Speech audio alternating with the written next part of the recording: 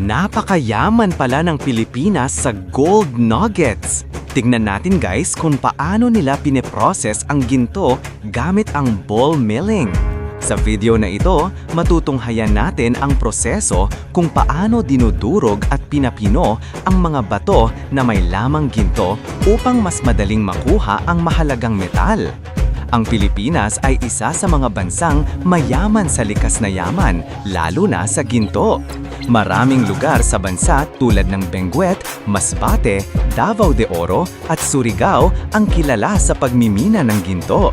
May mga treasure hunter at small-scale miners na nakakadiskubre ng gold nuggets o malalaking piraso ng natural na ginto mula sa kabundukan at ilog. Dahil dito, patuloy ang pagmimina at paghahanap ng ginto sa iba't ibang probinsya. Ngayon naman, pag-usapan natin ang proseso ng ball milling. Ang ball mill ay isang malaking makina na ginagamit upang durugin ang mga bato at quartz na may lamang ginto.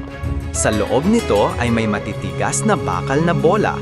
Habang umiikot ang makina, paulit-ulit na binabagsak ng mga bakal na bola ang mga bato hanggang sa maging pinong pulbos ang mga ito. Kapag mas pino ang pandurog, mas madaling mahiwalay ang ginto mula sa ibang mineral.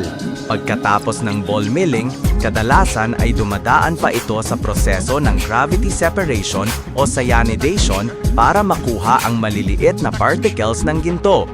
Ngunit sa ilang illegal mining operations, nagiging delikado ang paggamit ng chemical tulad ng mercury at cyanide dahil maaari itong makasama sa kalusugan at kalikasan. Kaya mahalaga ang tamang pagproseso at pagsunod sa safety procedures sa pagmimina. Makikita rin natin sa video kung gaano kahirap ang trabaho ng mga miners. Ilang oras silang naguhukay, nagbabasag ng bato, at nagpoproseso ng ore para lamang makahanap ng malipit na piraso ng ginto. Pero kapag sinwerte at nakakita ng high-grade ore o gold nuggets, malaki ang maaaring kitain nila rito. Kaya naman, maraming tao ang naaakit sa pagmimina at treasure hunting dahil sa pag-aasang makadiskubre ng malaking kayamanan. Pero tandaan, hindi lahat ng kumikislap ay agad na purong ginto. Kailangan pa rin itong suriin at iproseso ng maayos bago malaman ang tunay nitong halaga. Kung interesado kayo sa mga video tungkol sa pagmimina, gold processing at treasure hunting dito sa Pilipinas, huwag kalimutang i-like, share at subscribe para sa mas marami pang nakakabilib na discovery videos.